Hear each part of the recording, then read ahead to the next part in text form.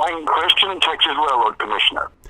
Appreciate you coming on the program here very quickly with us today and discussing pretty serious issue in our opinion. And then I saw a headline to where you somewhat agree with what we've pretty much adapted as a mission here, which is there's a very large percentage, like 70% of the oil and gas industry that's going to be retiring.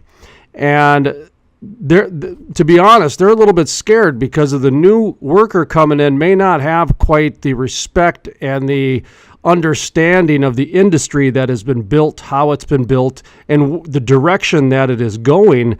So when I saw this headline, Texas regulator says misunderstanding is making millennials shun oil and gas jobs, that's a layer that I had never thought of before. And so we wanted to make sure we brought in Mr. Wayne Christian to talk a little bit more about his perception when it comes to that greater, let's call it, the elephant in the room in the oil and gas industry. So with that context, Mr. Wayne Christian, how you doing today?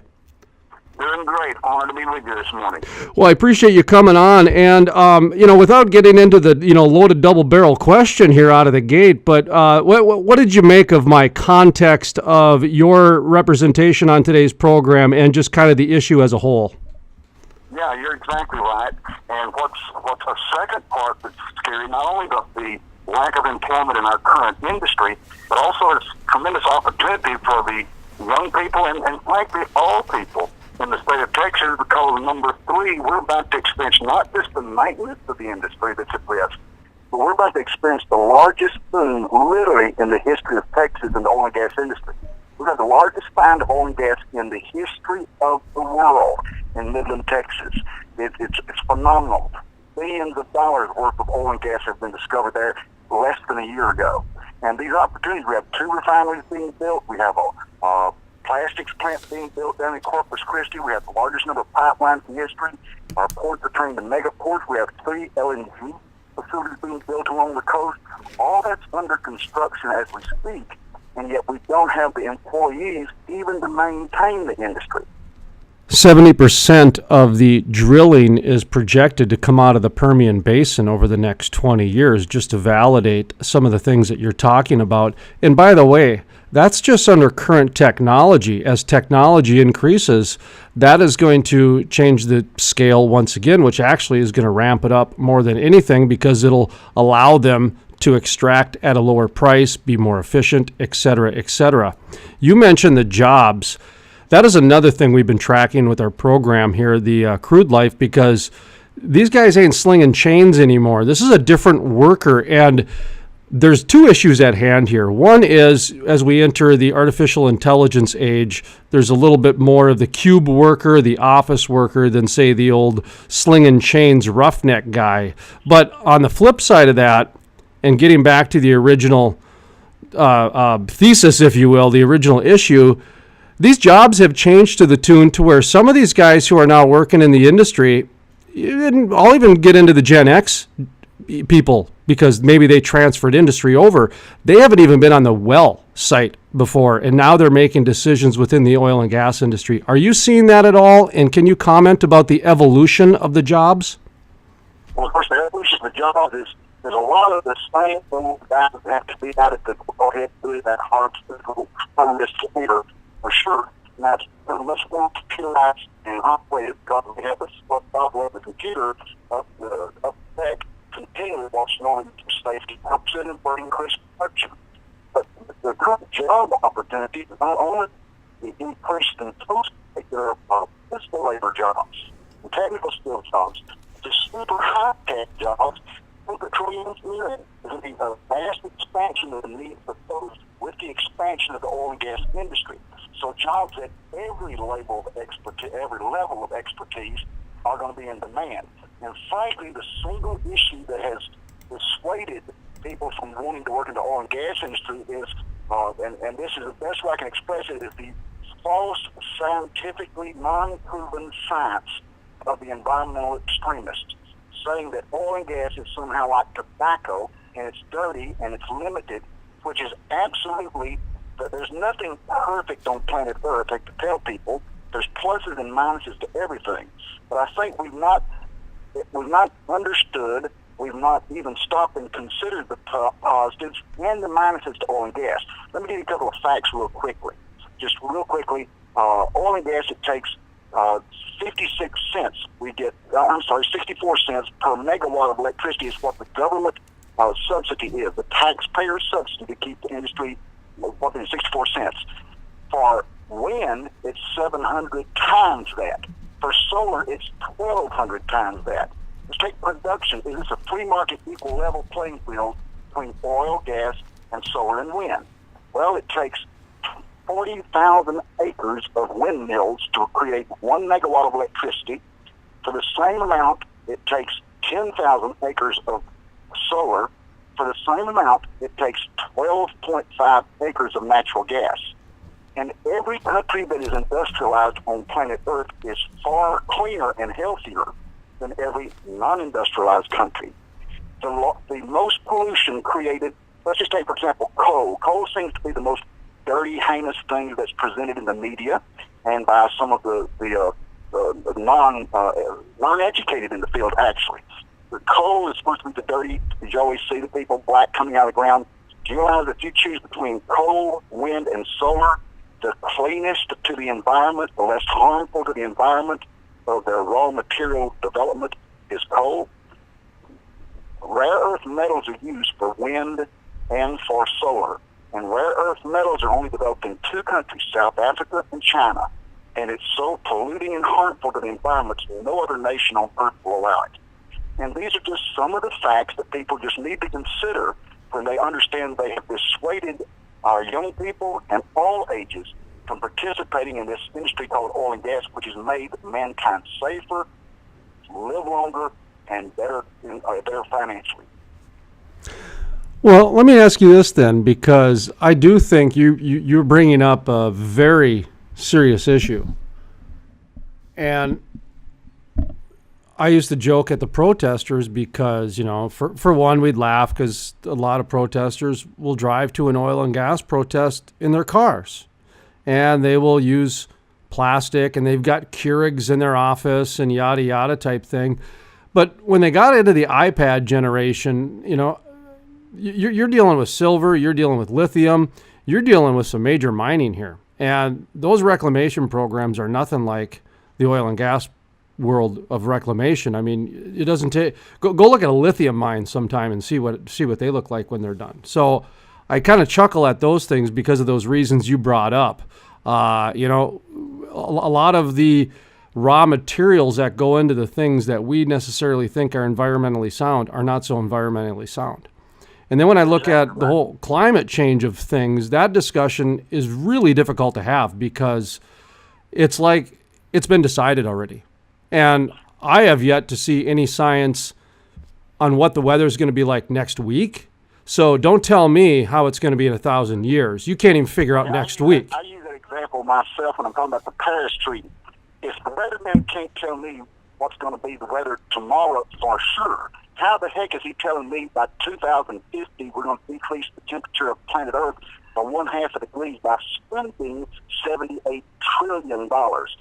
Some of this stuff is insane that we accept, and the science is just not there against oil and gas to the level that it's been presented. Just take real factually, 1900 Texas in 1900. Average age was about 45. It was the most, many children died before age 9. You had the number two causes of environmental deaths were starvation, when the crops didn't come in, it was too dry, and freezing to death during the winter. Move ahead to our day and time. People no longer starve to death. We have an obesity problem. We no longer freeze to death during the winter. We grab because the thermostat is either too hot or too cold. The average age span is now 75 and growing instead of 45. And almost all of that is due to oil, gas, and coal, the development of the Industrial Revolution. There used to be plagues that hit planet Earth back in 1900, killing billions of people worldwide. We've almost wiped those out by chemicals, prescription drugs that have been developed from petroleum. So, yes, there are positives and minuses, but the pluses are so far ahead for the fossil fuel industry, which I always enjoy people saying, well, it's not natural, it's not green. I'm thinking, what could be more green than a bunch of dinosaurs and plants dead thousands of feet below planet Earth? That's totally natural, totally green, and that's what produces oil, gas, and coal.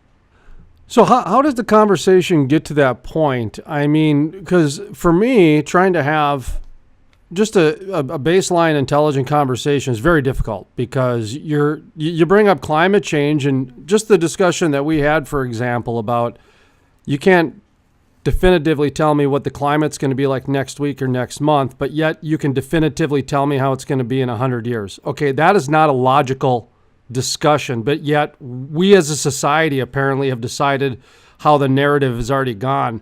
How do we get to that in a world of social media? How do we combat that? The only thing that I can do is, appreciate when people like you come on our program to help have these rational civil discussions. But it almost seems like the civilized are falling behind for the extremists, and honesty is almost viewed as a weakness in today's society. How do we take that back, I guess, in a social media world where it just seems to be going backwards? I think what we've lost is a term called integrity.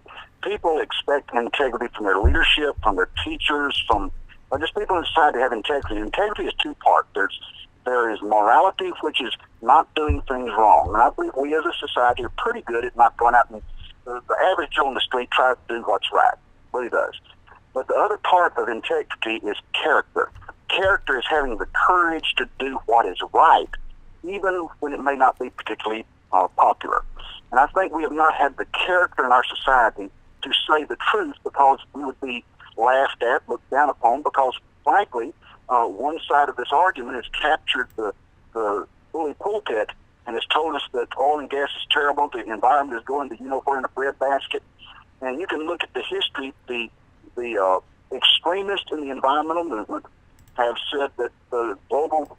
Look back at Time magazine. You go back to about 1973, and you'll see the coming ice age. Then it moved up another 4 years. You'll see a Time magazine cover about we were going to freeze death. Then, just 3 years later, it was global warming arrived. Then we had another cover, global warming.